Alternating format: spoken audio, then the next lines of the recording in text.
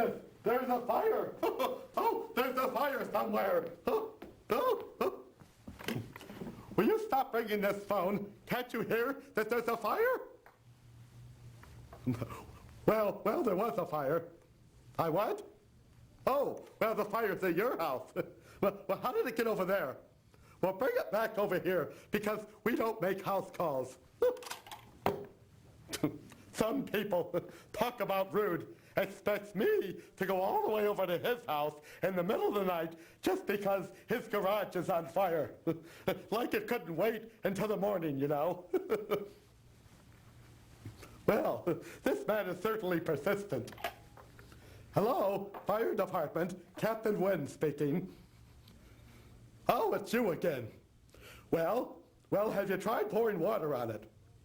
Well, then there's no point in us coming over, because that's all that we would do. Well, enough of that. You see, I'm going to let you in on a little secret. I'm not really a fireman. I'm a comedian. There are times that I wish I were a fireman, because it's a lot easier and a heck of a lot safer. No, I'm serious. You go out and try to make a lodge hall of Shriners laugh, and you're going to wish you were in a burning building. Believe me. My name is Ed Wynn, and I wasn't always an adult comedian.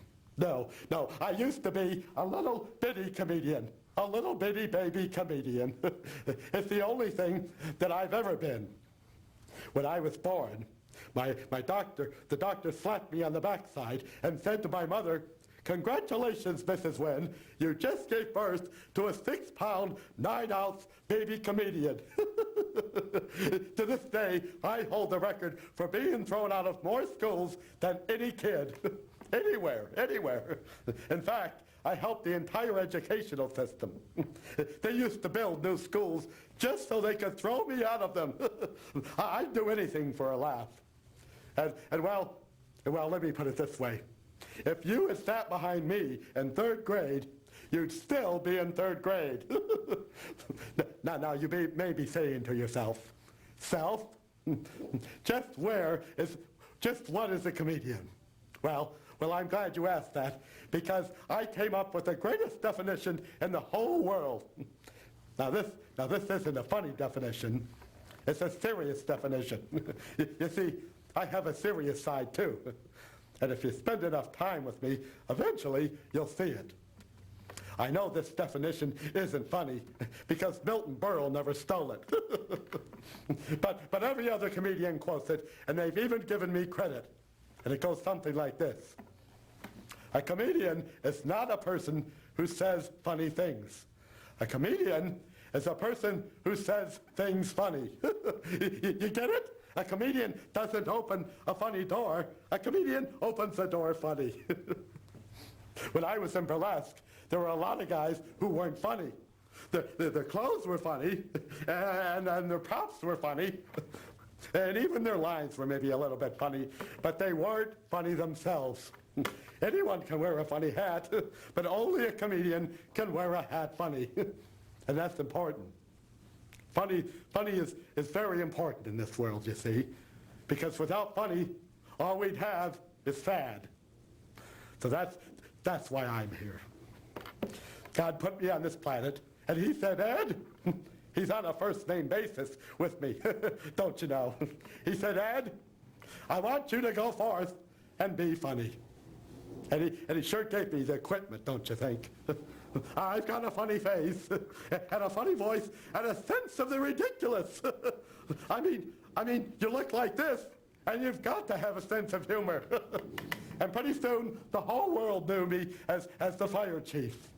People used to ask me, they'd say, "Why a fire chief?" They'd say, "Mr. Wynn, are you attempting to evoke a satirical dichotomy by contrasting your lighthearted nature with the authoritative figure of a fire chief?" And I'd say, "No, no, I play a fire chief on account of my radio show was sponsored by Fire Chief Gasoline." I'm sure lucky it wasn't sponsored by Bandini Manure Company, because I don't know what they would have made me wear on my head.